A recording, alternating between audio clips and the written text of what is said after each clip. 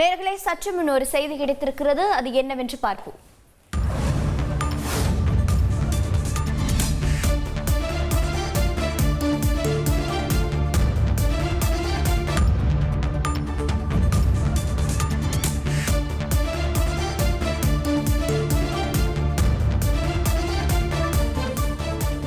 கோவை மாவட்டம் வெள்ளியங்கிரியில் மலை ஏறிய பக்தர் உயிரிழந்திருப்பதாக தகவல் வெளியாகியிருக்கிறது.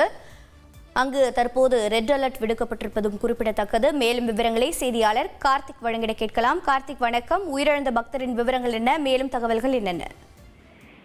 வணக்கம். கோவை மாவட்டம் மேற்கு தொடர்ச்சி மலையில் அமைந்துள்ள வெள்ளியங்கிரி ஆண்டவர் திருக்கோவில் 7வது மலையில் 45 வயதுடைய கௌசல்யா என்ற பெண் பக்தர் உயிரிழந்திருக்கிறார். அவருடைய உடலை வனத்துறை ஊழியர்கள் டோலி மூலமாக கீழே அடிவாரத்துக்கு கொண்டு வரக்கூடிய பணிகளில் ஈடுபட்டிருக்காங்க.